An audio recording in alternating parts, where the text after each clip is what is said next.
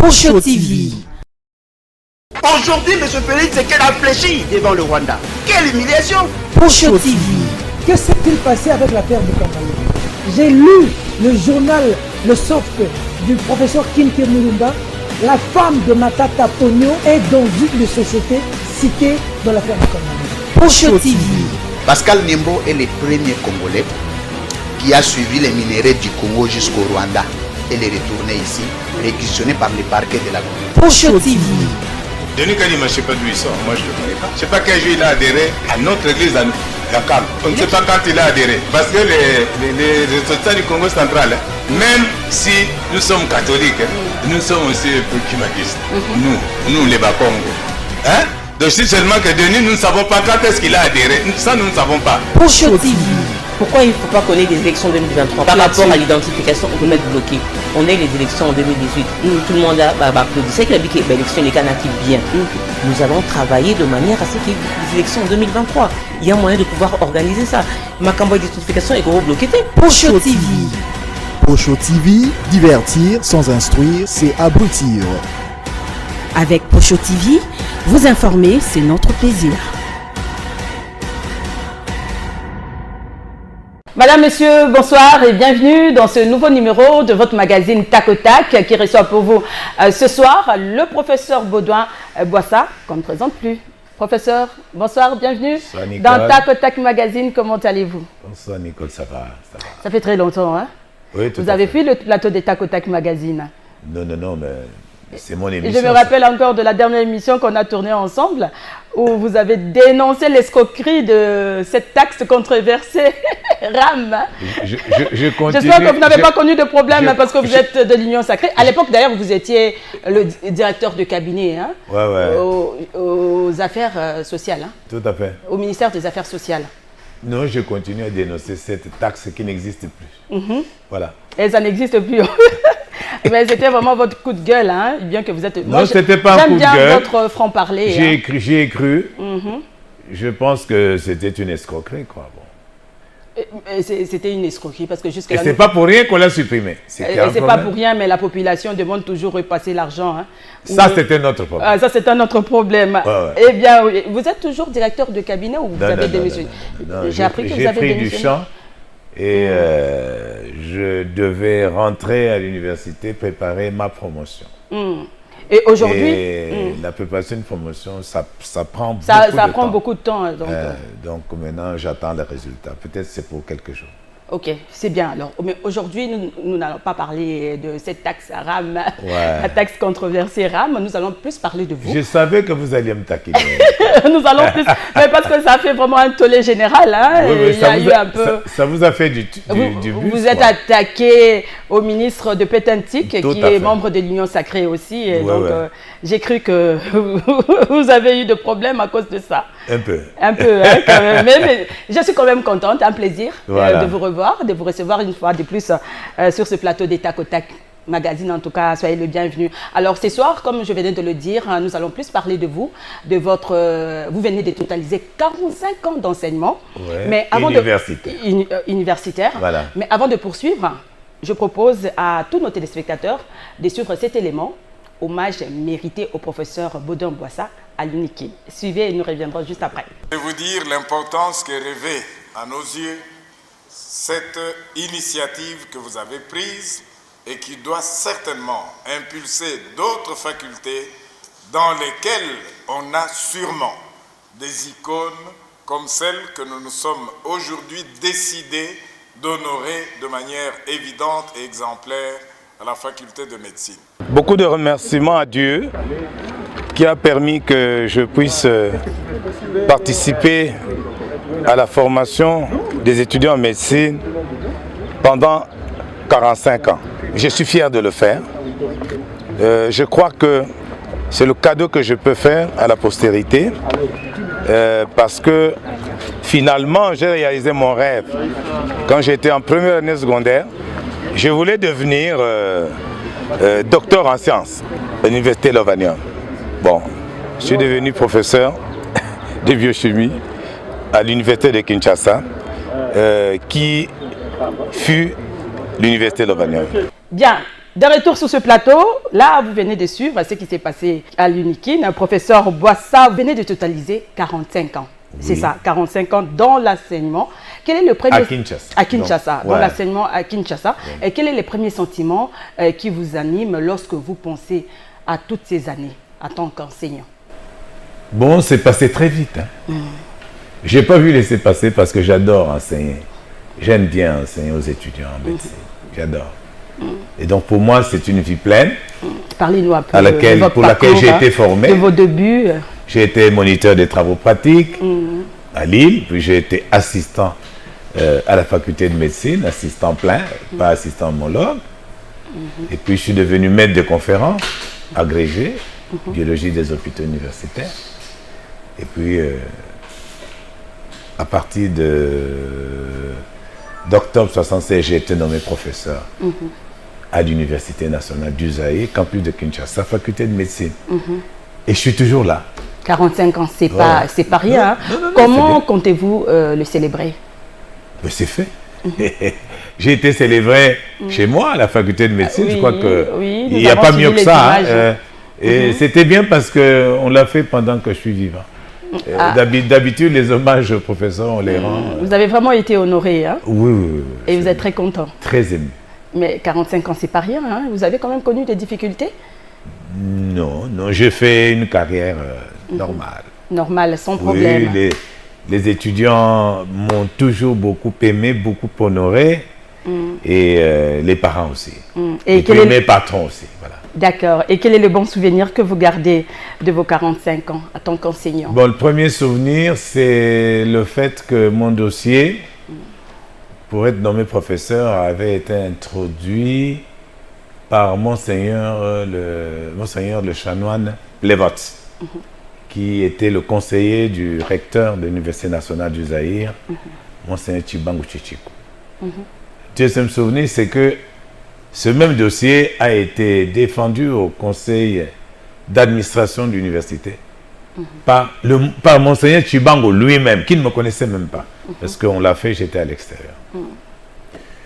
Bon, troisième chose, c'est que au départ, j'ai enseigné la physiopathologie, donc l'étude du mécanisme des malades, mécanisme des causes et mécanisme des conséquences chez l'homme. Ça m'a beaucoup plu.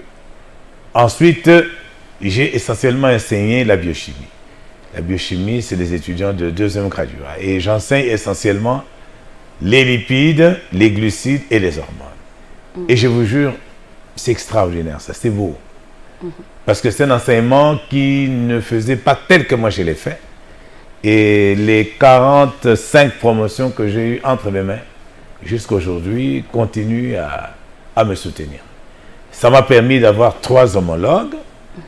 J'ai un homologue qui a passé l'agrégation de nutrition. J'ai un homologue qui a passé l'agrégation de pédiatrie. Et puis, j'ai un homologue qui a passé l'agrégation de médecine interne. Donc, moi, je crois que c'est bon.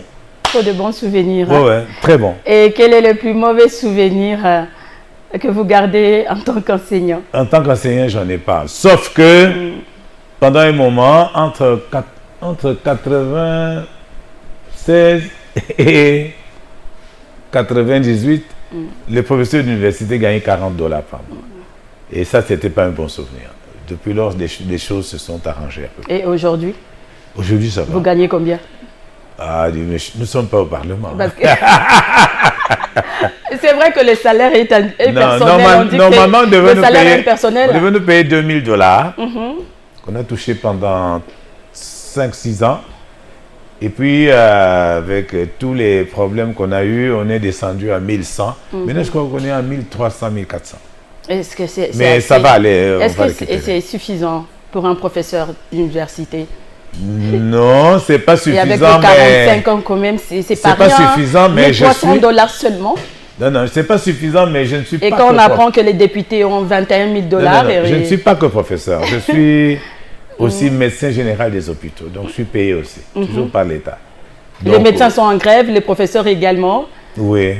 Mais ces deux professions-là, il y a toujours problème d'argent. Hein? Vous êtes un peu négligé, mais un peu oublié. Pas seulement ces deux professions. Toutes les professions sont négligées, sauf les institutions. Sauf les institutions. Et j'ai été dans les institutions, parce que j'ai été député, j'ai été conseiller spécial du Premier ministre, j'ai été directeur de cabinet des ministères. Plusieurs fois, vous avez travaillé. Quand on est dans les institutions, on est mieux payé. Sauf que mais pourquoi cette injustice? Pourquoi ça se passe comme ça? Pourquoi les institutions? Mais parce que c'est eux qui font le budget. Mais qu'est-ce que vous faites? Et ils se servent. Et vous ne dites rien, vous êtes professeur quand même, vous ne proposez rien pour que les choses changent. Quoi? Non, c'est pour ça qu'on est en grève. C'est pour... mais vous n'obtenez toujours pas gain de cause. Non. Parfois on obtient. Moi je me rappelle avec Mozito. Trop de grogne quand même. Avec Mozito. Je signale que vous êtes membre de l'Union Sacrée aussi. Avec Mozito, on est passé de 350 $ à 2000. Donc on a quand même réussi. Et avec Ilukamba? Ilukamba, il ne nous a rien donné. Il n'a rien donné. Bon, et Samalou Kondé alors? Bon, j'espère que Sama va nous donner quelque chose. Nous sommes en négociation. Vous êtes en négociation? Oui. Et en principe, à partir de janvier 2013, nous allons récupérer 2023, nous allons récupérer notre pouvoir d'achat. Donc je crois qu'on va remonter à 2000. À partir de janvier. Mais qu'est-ce que ça vous fait quand même de voir les professionnels de la craie blanche, vous qui formatez nos cerveaux, être un peu négligés, vous n'êtes pas bien rémunérés, et tout ça. Ce que je dois vous dire, c'est que l'enseignement universitaire, en fait, c'est plus qu'un métier. C'est une vocation. C'est une passion, c'est un peu comme le journalisme. Non, c'est un sacerdoce. D'accord. Ouais, donc il ne faut pas seulement voir la partie argent. Oui. Et on a beaucoup de satisfaction à former des générations et des générations. J'ai formé plusieurs générations de médecins et j'en suis fier. Pour le service qu'ils rendent à la communauté. Bon, vous dites qu'il ne faut pas trop parler argent, c'est un peu comme une passion. Non, c'est pas mauvais. L'argent, c'est pas mauvais quand même. Parce que il paraît que sans argent, on ne sait rien faire. On ne sait rien faire, c'est ça. Et lorsque vous regardez à la qualité de l'enseignement actuellement au pays, dites-vous que c'est la faute à l'enseignant ou aux autorités? De quelle qualité parlez-vous? La qualité de l'enseignement. Bon. La qualité. Écoutez, moi, je ne vais pas parler là-bas devant la communauté comme mes collègues. Oui. Moi, je suis la qualité a un peu baissé. Moi, je suis plutôt optimiste. La qualité de l'enseignement universitaire, on ne peut pas dire une comparaison. On ne peut pas dire qu'elle est mauvaise. Moi, je n'ai pas étudié. Les années 90, vous n'avez pas étudié. Moi, je viens du système français. D'accord. Je suis arrivé, j'ai trouvé la réforme de 1971. J'ai enseigné plusieurs générations de médecins. Bon, je trouve qu'ils se débrouillent bien. Oui. Et quand nous sommes allés au dialogue intercongolais en 2002, en Afrique du Sud, j'ai appris là-bas que 60% des hôpitaux en Afrique du Sud étaient tenus par nos élèves qui avaient réussi avec mention passable. Ça signifie que le fruit est là. Et les deux, vous allez maintenant dans toute la République, tous les hôpitaux sont tenus par nos élèves. Ce qu'il leur faut, c'est la logistique. Parce que si un médecin doit être à l'aise, il lui faut une maison, une belle maison, il lui faut quand même un moyen de déplacement, il faut qu'il puisse bien manger, il faut qu'il puisse bien s'habiller, et surtout, il faut qu'il puisse se parfumer. Tout ça, c'est Hippocrate qui a dit ça. Et sinon, le malade n'aura plus confiance en lui. Et donc, il faut lui donner ces conditions-là. Et je pense que actuellement, le gouvernement n'offre pas encore ces conditions optimales. Mais c'est depuis... On se plaint depuis l'époque de Mobutu. Jusqu'à présent, rien ne change. Le changement vraiment piétine dans tous les secteurs. Il ne faut pas parler de l'époque de Mobutu. Il paraît que du temps du maréchal, d'abord, c'est lui qui a signé cette ordonnance portant création de l'ordre des médecins. C'est lui. Ce ne sont pas les médecins qui ont demandé. C'est lui qui l'a fait. Et il les avait mis à l'aise. À partir de, je crois, 1969-70, le médecin avait 900 zaïrs. Avait 900 $. 900 $. Ouais. Qui faisait 450 zaïrs. C'était beaucoup d'argent. C'était beaucoup d'argent. Ouais. Mais après, les choses sont abîmées. Quand il a confié le dossier des médecins au gouvernement, donc au conseil exécutif, ça n'a plus marché. Mais tout ce monde... Mais par exemple, l'hôpital qui était le sien, l'hôpital Mama Yemo, où j'ai travaillé de 78 jusqu'à ce qu'il est parti, quand nous dépendions de la présidence de la République, on était à l'aise. J'avais les mêmes conditions que l'Europe. C'est ça. Et qu'est-ce que vous proposez alors pour que les choses changent? Beaucoup de choses. Beaucoup de choses. Et il faut une restructuration de notre ministère d'abord, le ministère de la Santé. Des deux, il faut revoir le... Enfin, le médecin a déjà un statut spécifique. Il faut seulement qu'on l'applique dans toutes ses dispositions. Et l'enseignant aussi. Voilà, c'est fini. Ça, j'ai parlé du médecin. Parce qu'on sait, les professeurs, on doit les mettre à l'aise. Oui, parce que le professeur, par exemple, il a l'enseignement, il a la recherche. Mais on vous reproche que et vous puis, aviez le service vous vendez à la votre communauté. syllabus, vous aviez trop l'argent, vous demandez un peu trop aux étudiants, tout ça avec ces problèmes de points sexuellement transmissibles là. C'est vrai. C'est un peu compliqué. Je ne sais pas si à l'UNIKIN ça se passe comme ça. Non, aussi. ça entre dans c'est ce qu'on appelle le mal zaïrois ou mal congolais. Mais je ne pense pas que la majorité d'entre nous se trouve dans ces cas-là. Non, il y a des cas comme ça, mais dans toutes les professions, dans la magistrature, on a les mêmes problèmes. Partout, il y a des problèmes. Et partout, il y a des problèmes, mais il faut trouver des solutions. Donc, il faut vraiment trouver des solutions parce qu'il y a des étudiants aussi qui se plaignent de vous. Hein. Oui, mais nous plaignons aussi des étudiants qui ne veulent pas travailler. Ils ne veulent pas travailler. Oui, les dernières années, les étudiants ne travaillent pas. Il faut que les parents insistent, dire à leurs enfants on va à l'université pour travailler et pas pour s'amuser. Et pas pour s'amuser. Hein. C'est pourquoi la qualité a un peu baissé. Oui, je crois. C'est à leur niveau. Ce n'est pas au niveau de l'enseignement qu'on donne. Le niveau est bon. Parce que nos étudiants, quand ils partent à l'extérieur, ils sont brillants. Ils sont brillants. Ouais. Ah, ok. Qu'ils partent au Japon, qu'ils partent en Chine, qu'ils partent en URSS, qu'ils partent aux États-Unis, en France, en Belgique. Ils sont brillants. Ils font leur PhD là-bas. Et ils réussissent. Ça signifie que leurs prérequis sont bons. Je vais parler aussi de votre fils, Yoga Boissa. Nous l'avons vu là aider les étudiants, ses compatriotes de l'Ukraine, en les aidant par rapport à la guerre Russie-Ukraine à aller de l'autre côté. Oui, bon. Il semble qu'il y a une fondation, Boissa. C'est à vous ou à votre fils? Il est dans l'humanitaire. Dans l'humanitaire. La fondation, c'est à vous ou à votre fils? Non, c'est à lui. Je ne suis pas dans cette histoire-là. Moi, je suis ici. Non.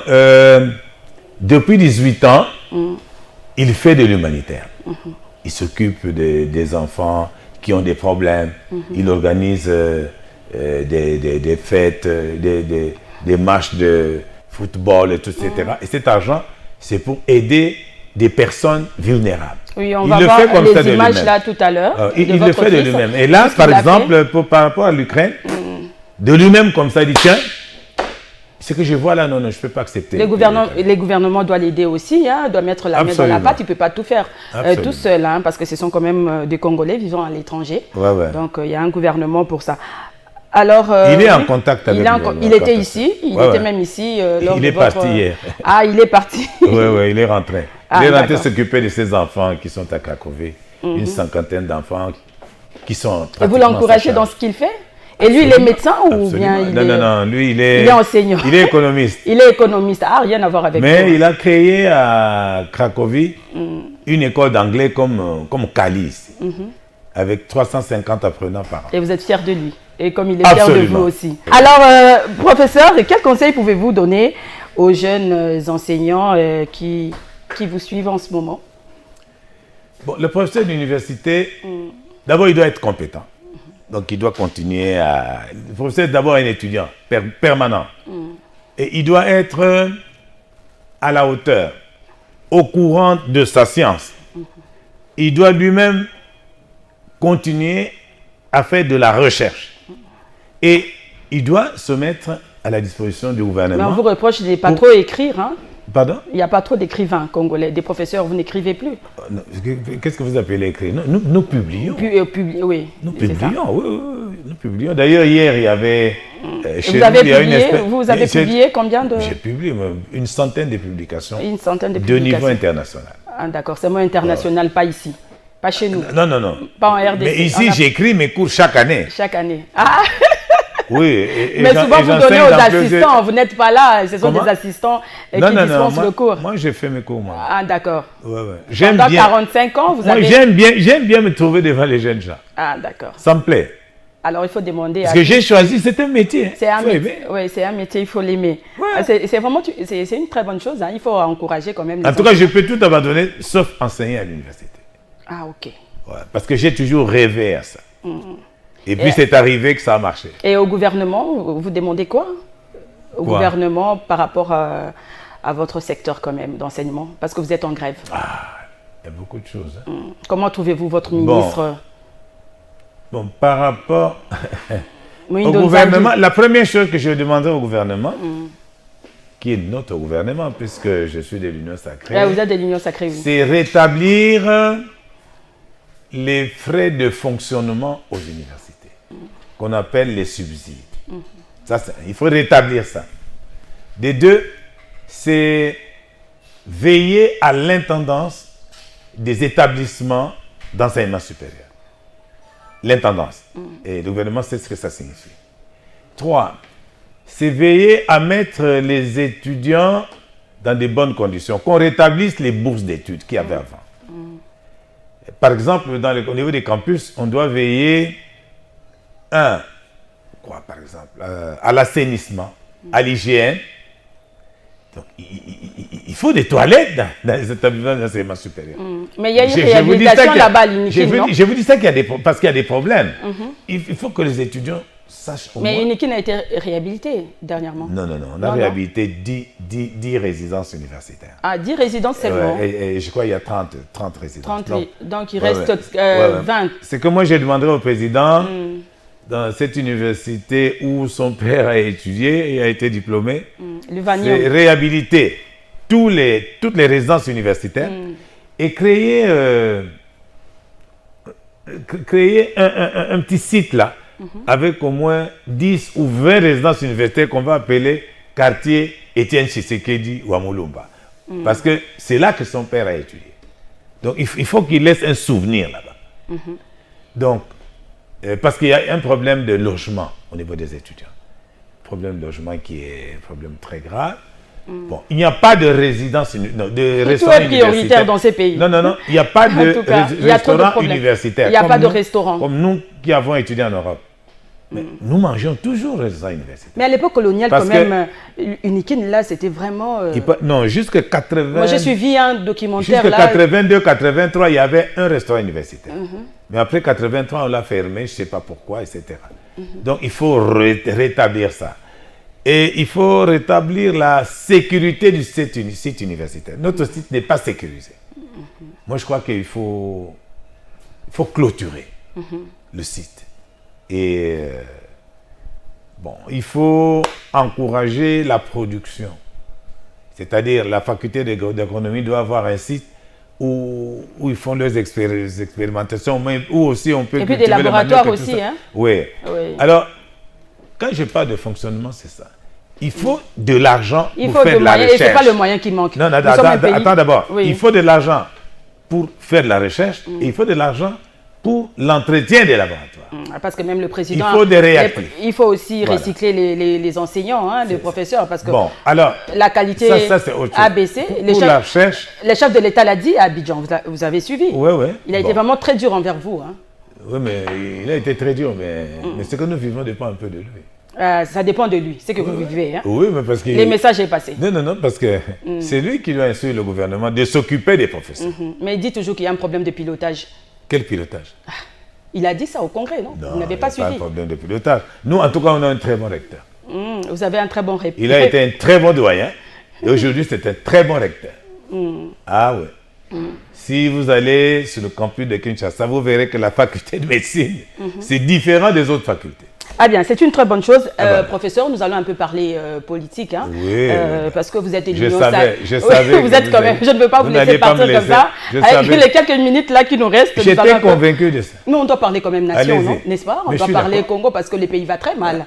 Alors, comment trouvez-vous la marche du pays en ce moment? Sur quel plan? Sur tous les plans. Sur le plan sécuritaire. Là, c'est pas une... Non. Allez-y. On prend la sécurité. On prend, oui, parce que c'est ça vraiment l'actualité. 3 mois maintenant, Bounagan a toujours sous contrôle. Attendez, là, nous avons des problèmes. Des sérieux problèmes alors. Nous avons des sérieux problèmes. Il y a même l'état de siège, là, à l'Est. Qui n'a pas marché. Mais ça n'a pas marché.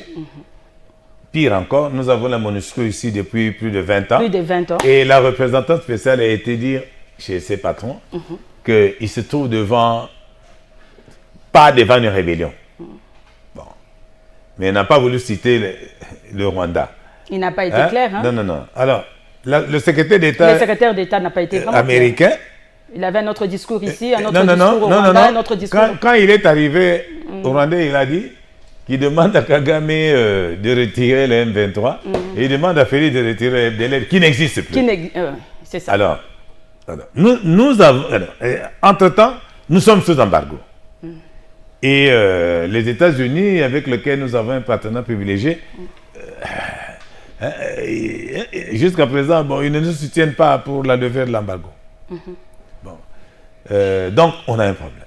Êtes-vous au courant? Attends, un problème sérieux. Et pour le résoudre, moi j'ai une solution. Allez-y. Non, la solution... Il ne faut pas seulement critiquer. Nous avons faut proposer aussi. Nous avons beaucoup de militaires formés, qui ont l'expérience, qui ont déjà été là-bas à Kigali, se promener, je crois que c'est en 89-90, avec le général Maël. Ils sont encore là. Oui. Bon, moi je crois qu'il faut qu'on reprenne nos éléments, bien requinqués, tout ça, qui connaissent le coin. Nous avons de très grands ambassadeurs qui ont fait le Rwanda, qui ont fait le Burundi, qui ont fait l'Ouganda, tout ça. Ils connaissent bien, qui connaissent l'Angola. Mais il paraît que l'armée est infiltrée aussi. Vous permettez oui. Qu'on nomme d'abord des ambassadeurs, des services pour ces pays-là. Des deux. Au niveau des services aussi, bon, nous avons des experts en matière des pays limitrophes. Que si le chef peut les reprendre, si on peut remobiliser les non-militaires qui ont fait les grandes écoles, mais qui sont soit retraités, on les remet ensemble. Je pense qu'en 2 mois, nous aurons terminé avec ce qui se passe là-bas. On aura terminé. Mais l'Assemblée nationale ne met pas la pression. Pour moi, la solution, elle est militaire. La solution est militaire. Hein? Oui. Il faut donner beaucoup de moyens à notre... D'abord, on doit restructurer l'état-major, etc. Le chef, c'est celui qui m'entend. Il sait ce que ça signifie. On doit restructurer le service.